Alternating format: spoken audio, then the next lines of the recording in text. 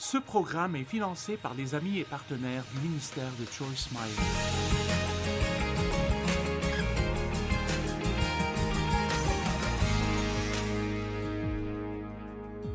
Nous devons comprendre que Dieu veut que nous vivions pleinement la vie qu'il nous a donnée.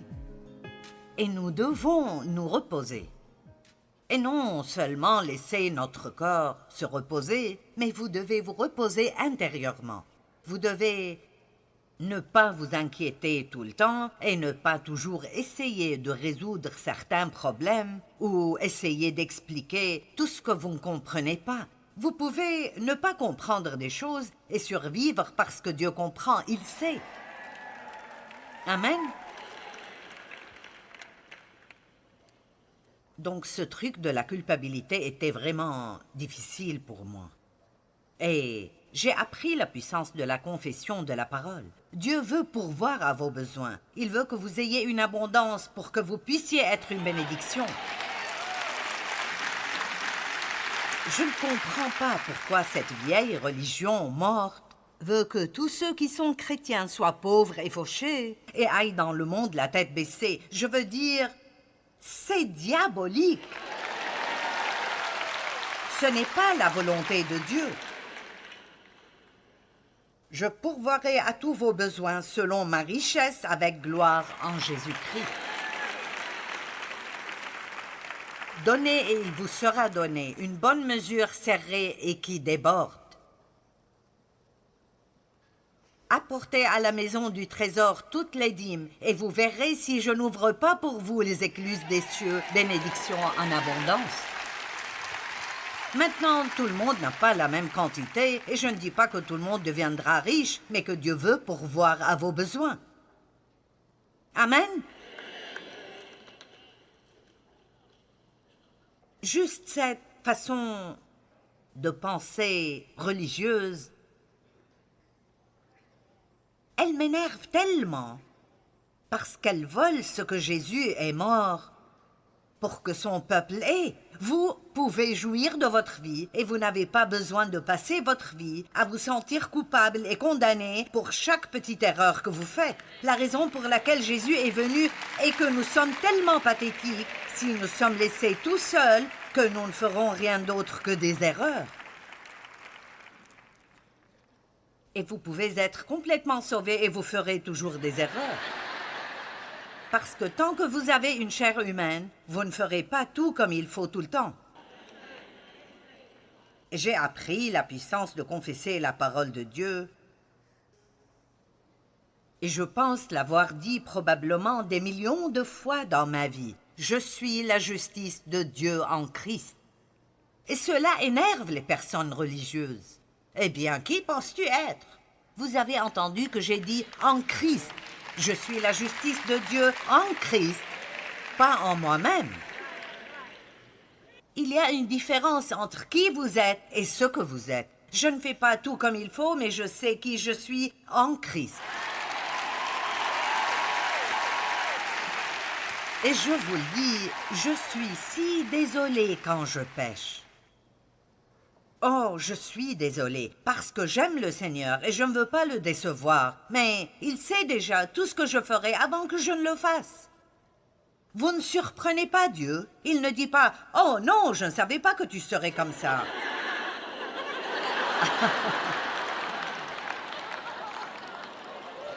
Nous disons « Oh, je parie que Dieu est si déçu. Il savait déjà ce que vous alliez faire. » Dieu regarde le cœur de l'homme.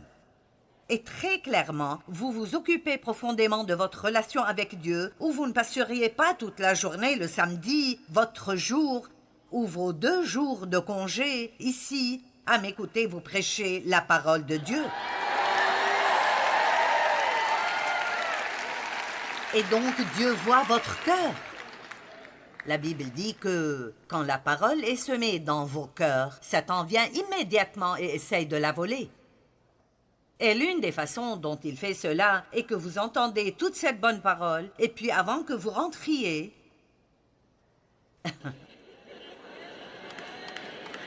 vous vous énervez contre quelqu'un dans le parking.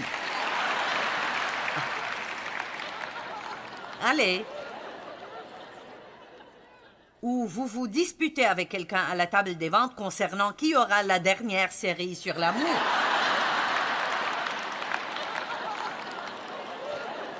Oui, il y a eu 2 femmes qui se disputaient une fois pour voir qui aura la dernière série sur l'amour. Je me suis dit, elles en ont besoin.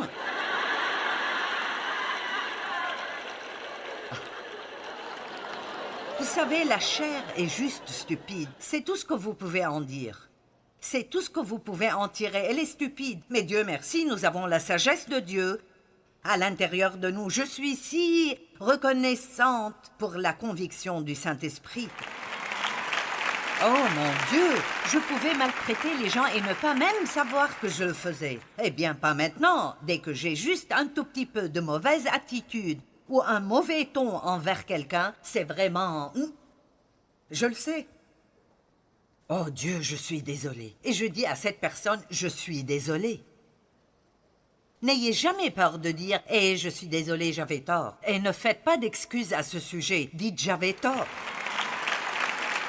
Ça vous libère. Et ça leur dit beaucoup. Et donc, je confesserai, je suis la justice de Dieu en Christ, mise à part et rendue sainte par le sang de l'agneau. Toute arme forgée contre moi sera sans effet, et toute langue qui s'élèvera en justice contre toi, tu la condamneras. Et je vous donnerai une petite liste de choses. C'est un devoir que je vous donne. Vous devrez peut-être faire le vôtre parce que vous ne vous rappellerez plus cela. Pourquoi ne pas chaque jour dire à haute voix? Vous n'avez pas besoin de dire ces mots-là à quelqu'un parce qu'il ne comprendra pas. Mais ce sont les mots. Les mots ont de la puissance. Vous comprenez? Les mots ont de la puissance. Et plus vous les dites, plus vous commencez à les croire vous-même. Donc quand je dis « dites les mots », je ne parle pas de dire « je serai un millionnaire et le président de la compagnie ». Je parle de dire à propos de vous-même ce que Dieu dit de vous. Donc commençons avec « je suis aimée par Dieu »,« je suis ointe »,« je suis talentueuse »,« je suis spéciale »,« je suis unique ». Je ne suis pas un accident. Dieu m'a créé de sa propre main. Je grandis spirituellement chaque jour. Chaque jour, je change de gloire en gloire. Je m'aime moi-même. Je m'aime moi-même. Je jouis de ma vie. Je marche dans la volonté de Dieu. Je suis totalement pardonné pour tous mes péchés. Dieu a un bon plan pour moi. Je vais faire quelque chose de grand dans ma vie. Combien pensez-vous que cela... Sérieusement, combien pensez-vous que cela commencerait à vous changer?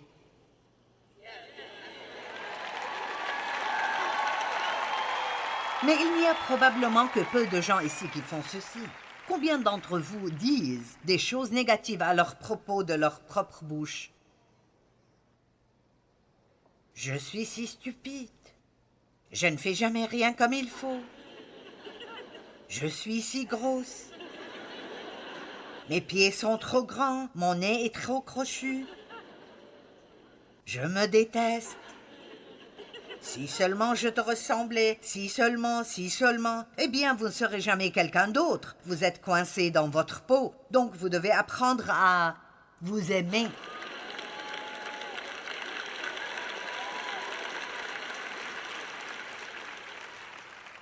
Pouvez-vous imaginer combien votre vie changerait si vous commencez vraiment à aimer qui vous êtes?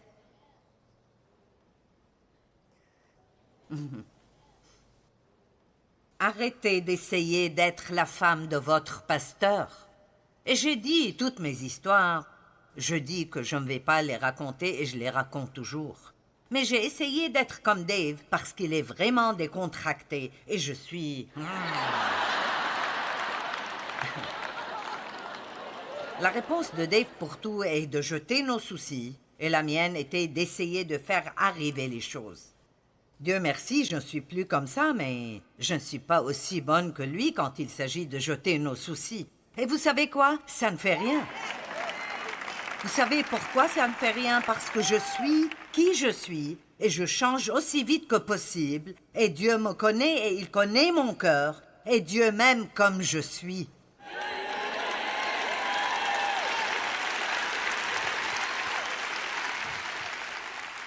Et pour être honnête, c'est ce qu'est le véritable amour. Quand vous acceptez une personne là où elle est, parce que vous croyez qu'elle fait de son mieux pour l'endroit où elle est maintenant.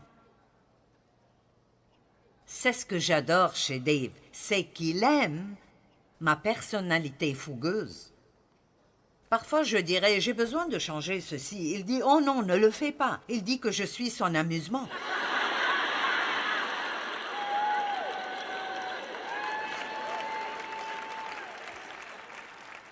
Quand j'ai rencontré Dave, je nettoyais la voiture de ma mère et il a dit « Hey, quand tu finis de nettoyer cette voiture, tu voudrais bien nettoyer la mienne ?» J'ai dit « Nettoie-la toi-même. » Et il a dit que ce qu'il a pensé, c'est la fille pour moi. Donc, il voulait se marier, il priait pour une femme, mais il a demandé à Dieu de lui donner quelqu'un qui avait besoin d'aide. Et Dieu a répondu à sa prière. Ah, comme Dieu a répondu à sa prière. Mais il a dit, il a su immédiatement que ce serait un défi et il aimait cela. Et j'ai essayé, je ne voulais juste pas être comme je l'étais. Je n'aimais pas ma voix, je n'aimais pas ça, je n'aimais pas l'autre chose. Je ne pouvais jamais avoir de longs cheveux parce que mes cheveux sont trop fins. Ils sont comme des cheveux de bébé et donc je voulais les cheveux longs et je voulais être blonde. Et mes cheveux étaient bruns et je voulais être mince. Nous voulons toujours quelque chose que nous n'avons pas et que nous n'aurons jamais. Et puis parfois, vous ne pouvez même pas aimer les personnes qui ont ce que vous voudriez avoir.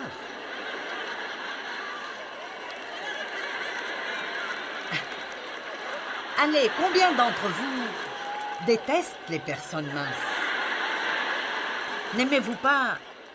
N'aimez-vous pas quand une personne mince dit « Oh, il est 5 heures et j'ai oublié de manger. »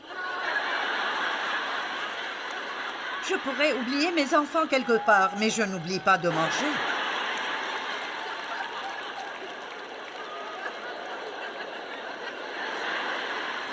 Et puis, il y avait toutes ces super mamans. Elles pouvaient tout faire, toutes choses. Elles dessinaient, elles tricotaient, elles avaient des jardins, elles mettaient des légumes en conserve. Et tout ce que je voulais faire était de chasser les démons et prêcher à quelqu'un.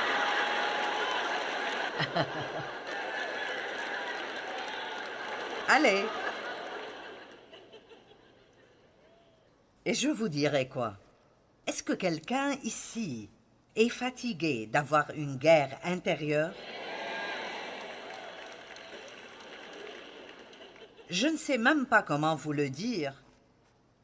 Si vous êtes même proche de cette région dont je parle, je ne sais même pas comment vous dire combien ça vous changera et ça changera votre vie si vous êtes en paix avec vous-même. Comment pourrais-je m'aimer si j'agis ainsi? Parce que vous grandissez. Vous grandissez et vous changez. Matthieu 5, 48, la Bible amplifiée dit « Vous devez donc être parfaits ». Et c'est une écriture effrayante. Mais après, la Bible amplifiée explique ce que ça veut dire, grandissant dans la maturité complète de Dieu, dans votre pensée et votre caractère. Grandissant. Pas arrivé à, mais grandissant. Si vous voulez être tout ce que Dieu veut que vous soyez, alors tous les jours, vous devrez faire de votre mieux pour être de plus en plus comme Dieu. Et vous échouerez aujourd'hui, mais demain vous le ferez de nouveau. Vous voulez la volonté de Dieu. Vous êtes d'accord avec Dieu quand il amène la conviction dans votre vie. Mais vous ne pouvez pas grandir si vous vous sentez coupable tout le temps. Comprenez cela. Vous ne pouvez pas grandir si vous vous sentez coupable tout le temps. Paul a dit qu'il courait vers la perfection, mais qu'il faisait toujours des erreurs. L'apôtre Paul. Philippiens 3, 10 à 14, afin de connaître Christ et la puissance de sa résurrection et la communion de ses souffrances, en devenant conforme à lui dans sa mort. Oui, il dit que si vous voulez être comme Christ, vous devrez passer par une sorte de souffrance. Pour parvenir, si je puis, à la résurrection d'entre les morts, ce n'est pas que j'ai déjà atteint la perfection, mais je cours pour tâcher de la saisir, puisque moi aussi j'ai été saisi par Jésus-Christ. Frère, je ne pense pas l'avoir saisi, mais je fais une chose, oubliant ce qui est en arrière et me portant vers ce qui est en avant.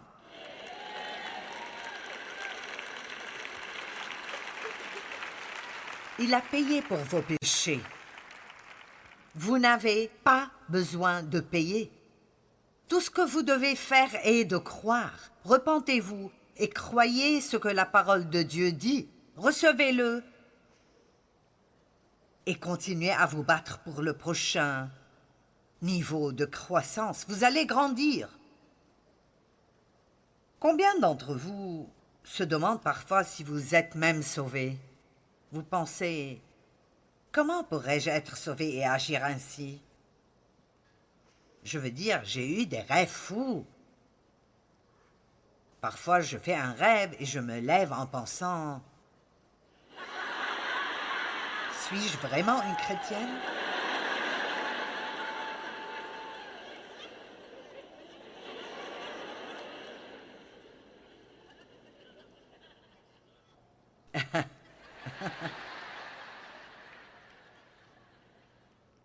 Paul a fait un pas dans la foi et il a oublié ses fautes. Laissez-moi vous lire quelque chose que je pense que vous aimerez. L'histoire de la culpabilisation. Je ne comptais pas faire un voyage dans cette période de l'année, mais je me suis retrouvée en train de faire mes bagages. Le voyage serait désagréable et je le savais. Rien de bon n'en sortirait. Je parle de la culpabilisation. J'ai des tickets pour y aller, si seulement j'avais des agences. C'était un voyage extrêmement court. J'ai pris mes bagages et j'ai choisi de les porter moi-même tout le chemin. Ils étaient alourdis par des millions de souvenirs. Personne ne m'a accueilli quand je suis arrivée à la cité du regret. La cité est internationale parce que des gens du monde entier y viennent. Et comme j'entrais au dernier hôtel de la ville, j'ai remarqué qu'ils allaient avoir la fête annuelle de l'apitoiement sur soi. Je n'allais pas manquer cette grande occasion sociale, parce que beaucoup des citoyens de cette ville seraient présents. Il y a la famille des faits. Les auraient dû faire, auraient fait, pourraient avoir fait. Et ensuite vient la famille des j'avais. Et le clan de si seulement j'avais. Bien sûr, les opportunités étaient présentes, manquées et perdues. Mais la plus grande famille est celle d'hier. Il y en a beaucoup trop pour compter, mais chacun a une histoire triste à partager. Les rêves brisés feraient sûrement une apparition. Et les « c'est leur faute » nous régaleraient avec des excuses concernant pourquoi les choses n'ont pas marché. Et chaque histoire serait applaudie par les « ne me blâmez pas » et les « je ne pouvais rien faire ».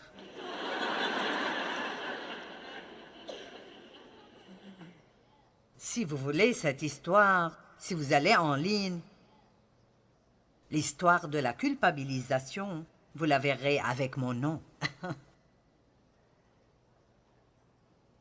Ensuite, les rêves brisés feraient sûrement une apparition, et les c'est leur faute nous régaleraient avec des histoires. Je suis allée à cette fête déprimante, sachant qu'il n'y aurait pas de bénéfice à faire cela. Et je suis devenue très déprimée. Mais comme je pensais à toutes les histoires d'échecs ramenées de mon passé, j'ai réalisé que tout ce voyage et tout l'apitoiement sur soi pouvaient être annulés par moi-même. J'ai réalisé que je n'avais pas besoin d'être là. Je n'ai pas besoin d'être déprimée. Une chose continuait à venir à mon esprit, je ne peux pas changer le passé, mais j'ai le pouvoir de faire d'aujourd'hui un très beau jour.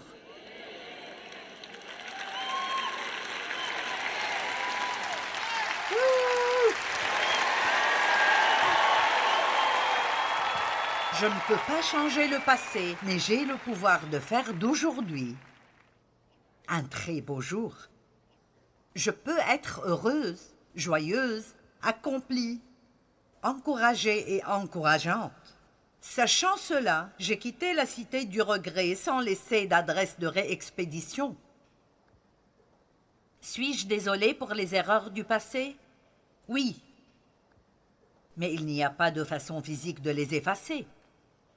Donc, si vous planifiez un voyage à la cité du regret, annulez toutes vos réservations et faites un voyage à un endroit nommé « Commencez de nouveau ». Je l'ai tellement aimé que je compte résider ici en permanence. Mes voisins sont les « je me pardonne » et les nouveaux commencements.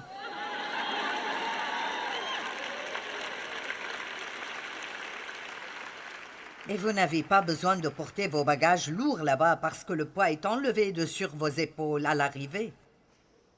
Recherchez cette nouvelle cité parce que vous pouvez la trouver. Elle est dans votre propre cœur. Et quand vous arrivez là-bas, rendez-moi visite. Je vis à la rue de Je peux le faire.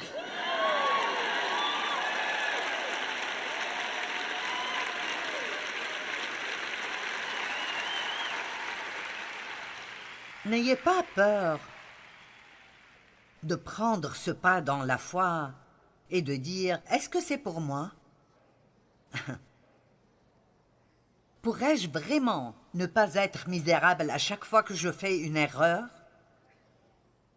Pourrais-je vraiment juste demander et recevoir le pardon et puis continuer? Je devrais être misérable pendant un moment. Pas vraiment, pas si vous croyez vraiment que le sang...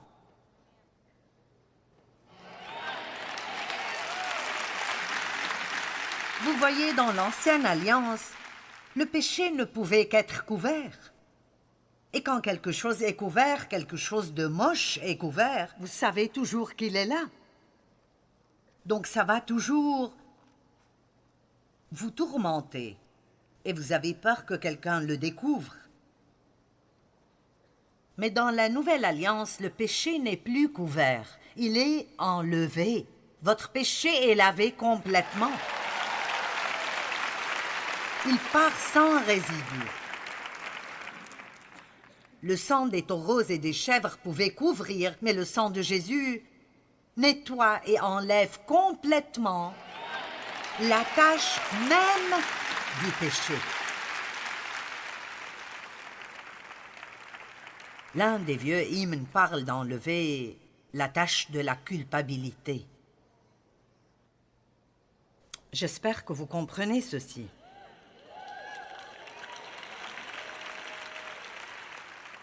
Je veux que vous sortiez d'ici avec une nouvelle attitude. Je sais que j'ai des défauts, je sais que je fais des erreurs et que je ferai des erreurs, mais j'aime Dieu et il m'aime et j'aurai une bonne relation avec moi-même. Je jouirai du temps que je passe avec moi-même. Et plus vous vous aimez, plus d'autres personnes vous aimeront. Amen. Et ce sera vraiment agréable d'être en votre compagnie. Les matures spirituellement ne perdent pas leur temps à se sentir coupables pour chaque erreur qu'ils font.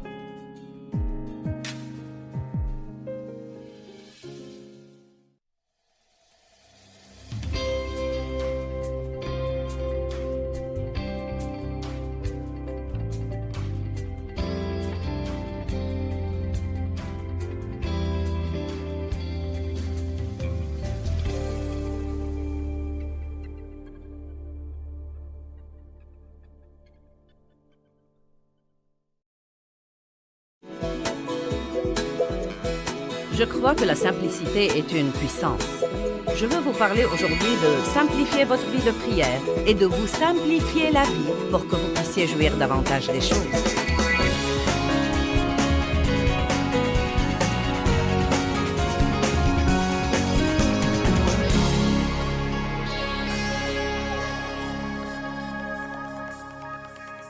Eh bien, j'ai essayé sur la puissance de la prière simple et je veux vous parler ce soir de la prière simple et de la vie simple. La vie n'est jamais censée être compliquée. Jésus n'est pas mort pour que nous menions des vies compliquées, frustrées et malheureuses.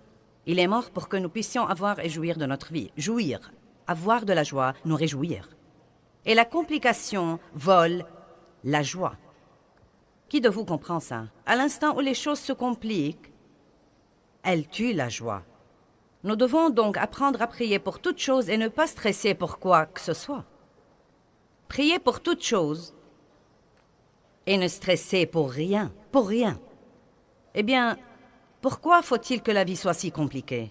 Que pouvons-nous faire pour la changer? Je ne pense pas vraiment que nous puissions changer la vie. Je suis finalement arrivé à cette conclusion et c'est une bonne révélation.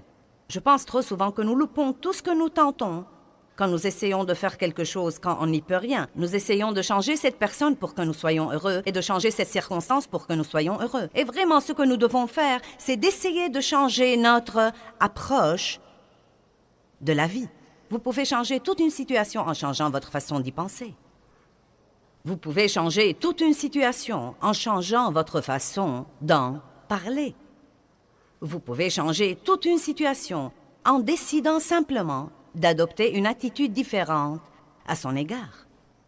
Et Dieu m'a fait comprendre que si je voulais que ma vie soit plus simple, car j'ai une vie mouvementée et quand vous avez une vie mouvementée, non mais tout peut commencer à s'embrouiller et nous avons des centaines et des centaines d'employés et nous voyageons partout dans le monde et nous avons, vous savez, des livres, des conférences et des engagements de prédication. Et la liste n'en finit pas. Et j'aime tout ça. Ça fait partie de ce que Dieu m'a appelé à faire. Mais le point essentiel, c'est qu'au milieu de tout ça, je suis bien décidée à jouir de ma vie. Maintenant, peut-être que beaucoup d'entre vous n'ont pas un programme très chargé. Peut-être oui, peut-être non. Peut-être que la plupart sont surchargés. Qui a un programme très chargé? D'accord. Eh bien, c'est parfois difficile au milieu de tout ça de sentir que vous pouvez profiter de la vie ou de dire que votre vie est assez simple et facile à gérer. Ou que vous soyez bien décidé à ne pas être frustré tout le temps et exaspéré tout le temps. Ou que vous soyez bien décidé à ce que votre vie ne passe pas dans une sorte de brouillard. Ou que vous soyez bien décidé à être non seulement actif, mais encore productif. Et donc Dieu s'occupait vraiment de moi quant au sujet de changer mon approche de certaines choses. Les choses n'allaient pas changer. Je devais donc commencer à les voir d'une façon complètement différente. La simplicité veut dire unique, consistant en une seule chose, sans mélange. Vous savez, l'indécision vous complique la vie. Vous prenez une décision, vous changez d'avis. Vous prenez une décision, vous changez d'avis. Vous prenez une décision, vous croyez que Dieu vous a parlé, puis vous doutez que Dieu vous ait parlé. Vous vous faites couper les cheveux, vous aimez votre nouvelle coupe. Quelqu'un vous regarde d'un drôle d'air. Vous regrettez d'avoir coupé vos cheveux et vous restez frustré jusqu'à ce qu'ils repoussent. Si vous voulez être simple, vous ne pouvez pas être indécis. Vous devez vous décider pour quelque chose et y aller. Le mot simple veut dire sincère. Sans duplicité, sans programme secret, mais ayant un cœur pur, ni complexe, ni compliqué. La Bible dit que la prière fervente de l'homme juste, de l'homme droit, est très efficace et apporte une puissance énorme. Mais la Bible amplifiée dit qu'une partie de la définition de toute cette phraséologie, c'est la prière sincère. Si une partie de la définition du mot simple est sincère, c'est donc la prière simple, rempli de foi, qui retient l'attention de Dieu. À dire vrai, nous devons nous garder de parler pour nous impressionner quand nous prions. Je crois parfois que nous voulons juste avoir l'air éloquent. Nous voulons impressionner Dieu par nos expressions et impressionner Dieu par notre sainteté, et Dieu veut seulement parler avec nous. Il veut que vous lui parliez comme à un ami et non pas que vous changiez de ton quand vous lui parlez. Si vous ne parlez pas l'anglais classique pendant la journée, ce n'est pas la peine de le parler quand vous priez. Alléluia. Et je ne plaisante pas, je prends ça au sérieux. Je crois que beaucoup de gens ont des problèmes avec leur vie de prière. En fait, je ne pense pas que beaucoup de gens sont satisfaits de leur vie de prière. Si vous demandez à la plupart des gens, que pensez-vous de votre vie de prière? Êtes-vous satisfait de votre vie de prière? Eh bien non, pas vraiment. Je peux vous dire, je suis satisfaite de ma vie de prière. Je crois que Dieu entend mes prières. Je crois que je prie beaucoup. Je ne sais pas combien de temps je prie, car je ne l'ai jamais compté. Je faisais ça avant. Et j'ai pensé finalement que si l'un de mes enfants venait me visiter... Blablabla. Blablabla. Il me reste 5 minutes. Blablabla. J'aurais voulu le gifler. Nous devons prier jusqu'à ce que nous finissons et ensuite nous devons vaquer à nos occupations. Et quand nous sentons que nous devons prier, prions un peu plus. La Bible dit de prier sans cesse. Je pense que c'est magnifique de commencer son matin par un temps spécial mis à part pour Dieu. C'est hautement recommandé. Je crois que c'est très bon de chercher Dieu tôt le matin. Je crois que c'est bon de lui parler en tout début de matinée et en toute fin de soirée. Mais il est même plus important, je pense, de prier toute la journée.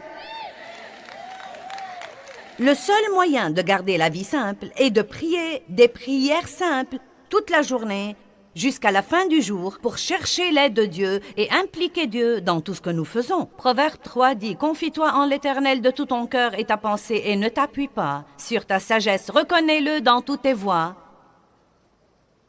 et il aplanira tes sentiers. » Une des merveilleuses façons de rester en communion avec Dieu, c'est de le reconnaître dans toutes les choses que vous faites. Le plan de Dieu pour l'homme est simple. Le salut. Le plan du salut est simple. Il est si simple que les gens intelligents ne le comprennent parfois pas. Or, tout le monde n'est pas comme ça, mais à dire vrai, parfois, plus quelqu'un est instruit et éduqué, plus il lui est vraiment difficile de croire le plan simple du salut, parce qu'il n'a absolument pas de sens pour la pensée. Il n'y a rien de compliqué chez Dieu, et il ne veut pas que nous soyons compliqués. Il dit en fait, vous n'hériterez le royaume à moins de venir comme de petits enfants. Vous devez venir très simplement, juste comme un petit enfant, et dire « Je crois. Je crois. » Une des raisons pour lesquelles la vie est si compliquée, c'est que nous ne croyons pas tout simplement. Nous devons croire tout simplement. Hébreux 4 dit « Si nous croyons, nous entrerons dans le repos de Dieu. » Croyez et dites « Je crois. » Nous devons nous exercer à croire. Eh bien, prenez la décision de changer votre approche de la vie. Vous pouvez prendre des décisions. Si quelqu'un me blesse, j'y passerai outre. Si je me fâche, je ne resterai pas fâché. Une nuit où Dave et moi nous étions disputés, nous ne nous disputons plus autant qu'avant, mais nous nous disputions tout le temps il y a des années. Et je suppose que j'y étais pour beaucoup. Dave était un type très paisible. Nous nous disputions pour quelque chose et je m'étais mise en colère. Et nous nous sommes réconciliés avant d'aller nous coucher, car la Bible dit que le soleil ne se couche pas sur votre colère. Mais je suis le genre de personne qui veut tout comprendre et donc, c'était un genre de dispute que nous avions à plusieurs reprises. Avez-vous quelque chose comme ça dans votre vie où vous vous disputez tout le temps pour la même chose et vous dites quand est-ce que nous allons y passer outre? Et chaque fois que cette chose particulière se posait, Dave et moi nous nous disputions. Et j'en avais vraiment marre et je ne voulais pas que ça se répète. Et donc, Dave est allé se coucher et il s'est endormi. Et je suis allée dans mon petit bureau à la maison. Et j'étais bien décidée à rester réveillée jusqu'à ce que je puisse comprendre pourquoi ça se produisait avec moi tout le temps, bien que je ne veuille pas que cette dispute se produise. Donc, j'étais dans mon bureau depuis 2 heures, je n'ai rien entendu de Dieu, j'étais de plus en plus frustrée. Non, mais je parcourais les versets et je disais « J'ai besoin d'une parole de toi, Dieu. » Et tous ces trucs que nous faisons. Est-ce que vous faites ça quand vous êtes frustré? Qu'est-ce que ça vous fait quand vous tombez sur « Malheur à toi, méchant pécheur. Oh, je ferais mieux d'essayer de nouveau. »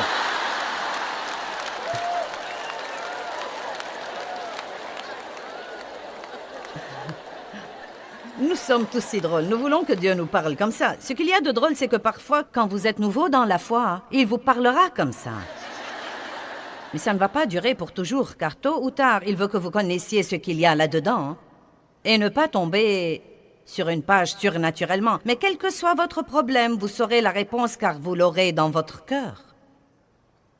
Et donc, rien ne marchait pour moi cette nuit-là et j'étais de plus en plus frustrée. Et je suis allée à la salle de bain qui était dans notre chambre et je suis passée à côté de Dave.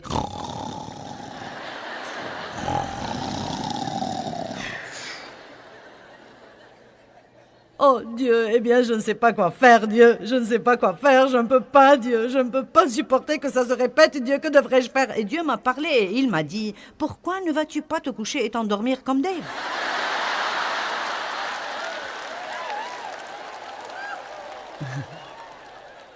Vous voyez, ça aurait pu être aussi simple que ça. Est-ce que quelqu'un m'entend ce soir? Ça aurait été aussi simple que ça. J'aurais pu prier une prière simple. Dieu, je ne veux pas que ça se répète. Je sais qu'il y a quelque chose qui se passe ici que nous ne voyons pas. Nous nous mettons tout le temps dans cette même situation. Si c'est de moi, montre-moi. Si c'est de lui, montre-lui. Quoi qu'il en soit, Dieu, montre-nous la réponse. Je me décharge de mes soucis sur toi. Va te coucher et va dormir. Très simplement. Ah oh non. Non, non, non, non. J'ai dû veiller et pleurer et jacasser jusqu'à ce que j'ai eu mal à la tête et mal au cou et quand je me suis couchée, je n'ai pas bien dormi. Messieurs, dames, nous devons changer notre approche. Est-ce que vous me comprenez? Je vais parler au côté qui sera le plus excité, donc... Voyons comment vous vous sentez de ce côté-là. Oh, ils vous ont surpassé!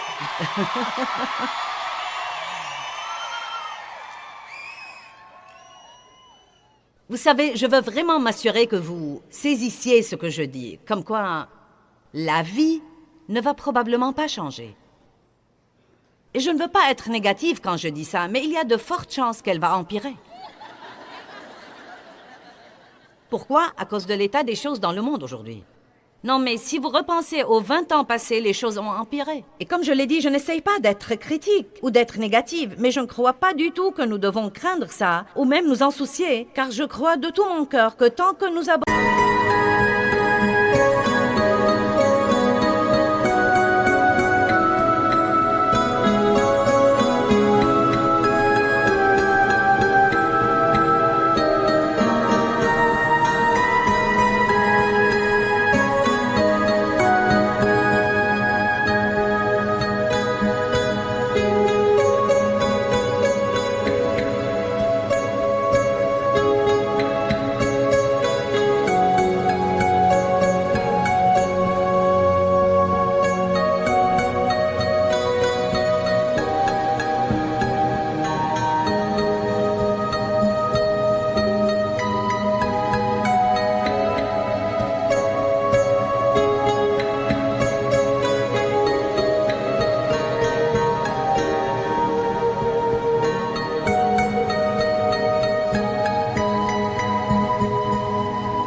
la vie avec foi, en croyant Dieu, en nous fiant à Dieu, en sachant comment prier pour toute chose, indépendamment de ce que fait la vie, rien ne doit nous toucher et nous affecter. Pas étonnant que l'apôtre Paul ait prié et ait dit, la Bible dit que son but déterminé était de le connaître et la puissance de sa résurrection qui ressuscite l'homme d'entre les morts même pendant qu'il est dans le corps. Que dit-il vraiment? Je suis bien décidé à faire la connaissance de Dieu, de telle façon que quoi qu'il arrive autour de moi, je serai élevé au-dessus du problème. Maintenant, c'est vraiment le privilège du croyant, comme quoi qu'il arrive, il ne laisse pas les circonstances le toucher ou l'affecter. Et si vous ne les laissez pas vous toucher, elles n'auront aucune autorité sur vous. J'ai toujours été une personne plutôt compliquée. Je crois que mon enfance était assez compliquée et donc... Peut-être que les choses étaient tellement compliquées pour moi quand j'étais petite que j'avais une opinion compliquée sur toute chose. Et Dieu m'a beaucoup changé et j'apprends tout le temps à simplifier les choses. Mais j'avais en réalité la capacité de compliquer ce qui était d'abord un simple barbecue. Nous aimions Dieu et nous nous investissions dans l'église. Et après l'église, le dimanche, j'ai dit à 2 couples, à 4 personnes, je vous invite chez nous dimanche prochain. Après l'église, je n'y avais pas pensé, je n'avais pas prié là-dessus. Je l'ai juste dit. J'ai pris un engagement. Eh, pourquoi vous ne venez pas dimanche prochain? Bien. Avez-vous jamais fait ça? Et avant que le dimanche ne vienne, pourquoi ai-je fait ça? J'appelle ça la maladie de la bouche desserrée. Vous dites des choses sans réfléchir si vous voulez même les faire ou non. C'est comme quand vous passez à côté d'une assiette de biscuits et vous mettez un dans la bouche. Et vous ne voulez même pas ça, vous le faites comme ça, c'est juste là, donc vous le faites. J'ai dit, « pourquoi vous ne venez pas dimanche prochain? Je vais faire griller quelques hot dogs. » Nous ouvrirons des boîtes de jambon et de haricots et nous achèterons des chips. Et nous passerons un temps ensemble. Les enfants jouent dans le jardin et nous pouvons jouer aux cartes ou jouer, vous savez, au fer, à cheval ou n'importe quoi d'autre. Eh bien, ça semblait beau, n'est-ce pas? J'aurais probablement aimé ça. Mais j'avais 1 semaine pour me préparer pour ce barbecue. Et vous savez quoi? En 1 semaine, le barbecue s'est transformé en un vrai cauchemar. Car pendant ces 7 jours, les hot dogs sont devenus des beefsteaks que je n'avais pas les moyens d'acheter. Les 4 personnes sont devenues 32 personnes, car j'ai pensé à tous ceux que je n'avais pas invités, qui sauront sûrement que je ne les ai pas invités et qui seront certainement blessés et offensés ou même fâchés. Et donc, j'avais maintenant cette réception énorme. Je devais nettoyer toute la maison. À l'époque, nous devions cirer le parquet et les planchers de bois dur. Nous devions les polir tout le temps. Et donc, j'ai dû cirer le parquet, polir les planchers de bois dur, nettoyer la maison. Et vers le milieu de la semaine, je me suis fâchée contre Dave parce qu'il ne m'aidait pas à préparer cette réception énorme que nous allions donner, que j'avais moi-même commencé et dans laquelle il ne voulait rien avoir. Et puis, j'ai voulu qu'il peigne le fond du barbecue et qu'il aille à la pépinière pour acheter des fleurs et planter des fleurs et acheter de nouveaux meubles de jardin, car maintenant, je voulais impressionner tout le monde. Et quand les invités sont arrivés, je ne sentais même pas que je les aimais et je ne voulais pas, en fait, qu'ils soient chez moi. J'étais furieuse contre tout ce groupe pour être venu. Et Dave et moi, nous ne nous parlions pas. Et j'avais hâte de les voir partir. Et j'étais maniaque en matière de propreté. Et tout le temps qu'ils étaient là, je nettoyais sous leurs pieds, je balayais le plancher pendant qu'ils mangeaient. Et quand ils posaient leur tasse, je ne me fichais pas mal de ce qui en restait, je les prenais. Maintenant, vous riez parce que vous vous reconnaissez.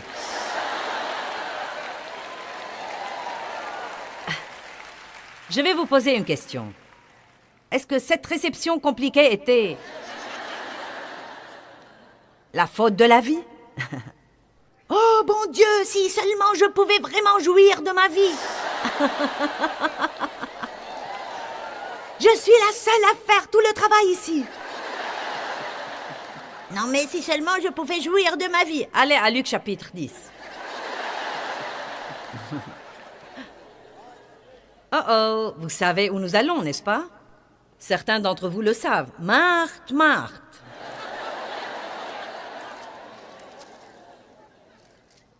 La même chose se passe dans ce chapitre. Luc chapitre 10, verset 38. Et il arriva, comme ils étaient en chemin, que Jésus entra dans un village. Et une femme nommée Marthe le reçut et l'accueillit dans sa maison. Et elle avait une sœur nommée Marie, qui s'étant assise aux pieds de Jésus, écoutait sa parole. Et Marthe, excessivement occupée et trop prise, était distraite par beaucoup de services. Et étant venue à Jésus, elle dit, « Seigneur, tu ne te soucies pas de ce que ma sœur me laisse toute seule à servir? Dis-lui donc de m'aider. Que de fois ai-je prié Dieu, pourquoi ne demandes-tu pas à cet homme de m'aider un peu? Ce n'est pas juste qu'il regarde le football pendant que je fais le travail. Ce n'est pas juste qu'il aille aux entraînements et frappe les balles de golf pendant que je fais le travail moi-même. Je suis la seule. Pourquoi suis-je la seule à travailler ici dans cette maison? Eh bien, mon nom aurait pu être Marthe à l'époque. Vous savez ce qui arrive aux gens qui ne savent pas mener une vie simple et qui créent des désordres? Ils se fâchent toujours contre les autres qui jouissent vraiment de leur vie et qui veulent mener une vie simple.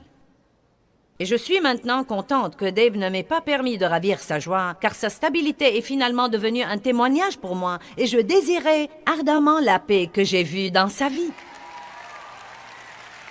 Nous ne sommes pas obligés de mener les vies compliquées que nous menons, et je suis toujours beaucoup plus que lui. Je commence toujours quelque chose, et j'élabore quelque chose, et j'organise quelque chose, et je fais démarrer quelque chose. Et Dave se lève tous les jours et passe une bonne journée. Mais je pourrais vous dire ce que je ferai jeudi prochain à 8 heures du matin. Une partie de ça est vraiment de moi et une partie de ça est le don de Dieu dans ma vie. Et c'est très bien. Mais j'ai finalement appris. Bon sang, vous savez quoi? Je ne prends plus autant d'engagement qu'avant parce que j'ai découvert que quand le moment venait, je ne voulais pas les exécuter. Et c'est très facile, en fait, de prendre trop d'engagement, puis de nous plaindre de nos programmes tout le temps. Et l'essentiel, c'est que si vous n'aimez pas votre programme, changez-le. C'est vous qui l'avez fait, et vous seul pouvez faire quelque chose à ce sujet. Allez maintenant, je prêche bien. Vous feriez aussi bien d'applaudir et de crier. Je me suis épuisée en surchargeant mon programme, en faisant des choses que je n'étais pas obligée de faire. Je vais répéter. Je me suis tellement épuisée en surchargeant mon programme, en faisant des choses que je n'étais pas obligée de faire. Quelqu'un peut dire Amen à ça? Nous nous épuisons en surchargeant nos programmes, en faisant des choses que nous faisons pour les mauvaises raisons ou que nous ne sommes même pas obligés de les faire à l'origine. Puis-je vous donner une révélation? Vous n'êtes pas du tout obligés de vous impliquer dans tout ce qui se passe. Ah! Je ne le savais pas. Et puis j'en voulais à Dave de ne pas m'aider à alléger la pression que j'avais moi-même créée. Le résultat était une semaine malheureuse. La solution, ne plus donner des réceptions, ou apprendre à simplifier mon approche. Bien, comment pouvons-nous nous simplifier la vie? Quelles sont les choses à faire pour simplifier la vie? Eh bien, numéro 1, vous pouvez désencombrer. Désencombrer votre vie. Vous dites, qu'est-ce que ça a à voir avec la prière? Je crois que vous devez prier que Dieu vous donne le courage de vous débarrasser des trucs. Nous avons vraiment du mal à nous débarrasser des trucs. Quand vous avez des tas, vous avez des trucs entassés un peu partout. Non, mais juste des tas, vous savez. Et vous avez des tas partout, des tas et des tas. Et quand vous en arrivez au point où vous déplacez ce tas d'ici pour utiliser celui-là, et maintenant, tout à coup, vous avez besoin d'utiliser celui-ci. Et donc, vous devez ramener tout ce tas-là, et ensuite, vous allez le mettre sur le lit, et maintenant, c'est le temps d'aller se coucher, et donc, vous devez l'enlever et le mettre ailleurs. Vous le mettez sur la machine à laver. Puis vous vous rappelez que vous avez des vêtements dans la machine à laver. Vous l'enlevez pour accéder à la machine à laver. Savez-vous que votre environnement vous affecte plus que vous ne pouvez imaginer? Et je crois qu'une des raisons pour lesquelles les gens se sentent frustrés, c'est qu'ils n'ont que des tas de rebuts devant les yeux. Amen? Tous les jours, quand je rentre de mon bureau, et je ne pense pas que j'exagère, on m'envoie à la maison un sac à provisions plein de trucs. Des notes et des manuscrits et de choses reçues et de choses qu'on veut que je lise. Et je les mets dans mon bureau et je ferme la porte. Et de temps en temps, j'entre là-dedans et ça m'effraie. C'est comme... Et parfois, je m'arme de courage pour entrer. Et si je laissais certains de ces trucs tranquilles assez longtemps, le problème se résout tout seul et je ne sais même pas ce que c'était.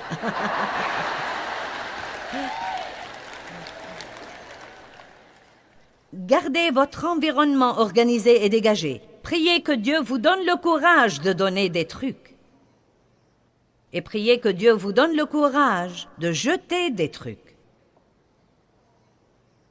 Si tout ce que vous faites, c'est de les déplacer d'un endroit à l'autre, c'est que vous n'en avez pas besoin.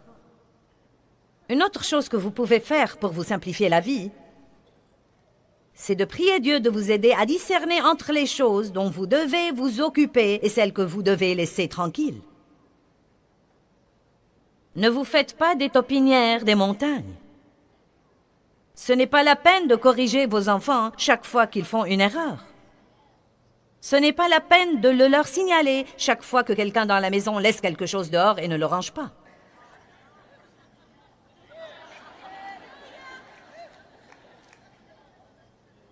Si nous rebattons les oreilles de nos enfants tout le temps, nous briserons leur morale et ils commenceront à nous en vouloir. J'étais une mégère de première catégorie. Si seulement je savais à l'époque ce que je sais maintenant. Je ne le savais pas, mais j'espère pouvoir l'enseigner à certains d'entre vous pour qu'elles ne fassent pas les mêmes trucs idiots que j'ai faits. En fait, je ne laissais rien tranquille. Chaque fois que quelque chose n'était pas fait comme il faut, si quelqu'un oubliait quelque chose, s'il ne le faisait pas comme il faut, s'il ne le rangeait pas, je devais dire quelque chose. Proférer quelque chose. Je rends grâce à Dieu d'avoir appris ce dont je devais m'occuper et ce que je devais oublier. Et croyez-moi, ma vie s'est beaucoup améliorée parce qu'il y a des choses que vous devez simplement laisser tranquilles. Vous devez prier là-dessus et les laisser tranquilles et donner à Dieu l'occasion de s'en occuper. Quelqu'un sait de quoi je parle? Philippiens chapitre 4, verset 6 nous dit « Ne vous inquiétez de rien, mais en toutes circonstances et en toutes choses, par des prières et des supplications,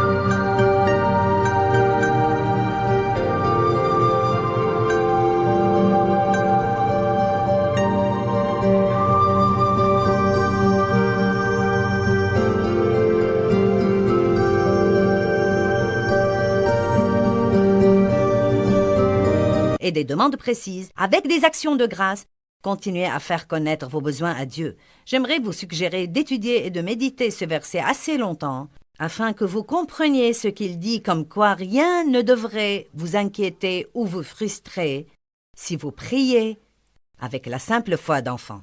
Fiez-vous à Dieu et il s'occupera de tout.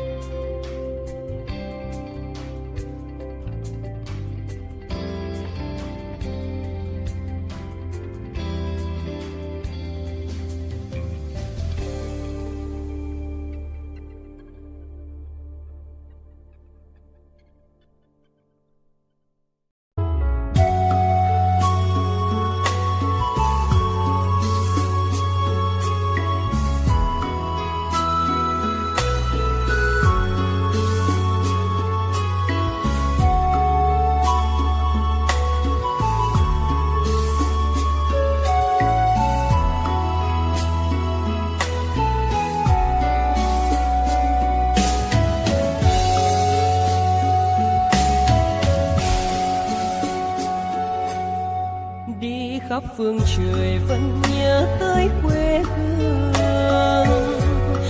Người về đây thăm làng trù quê mẹ và làng sen quê cha, xúc động bồi hồi người rơi giọt lệ, thương mái nhà tranh thương đất mẹ nghèo.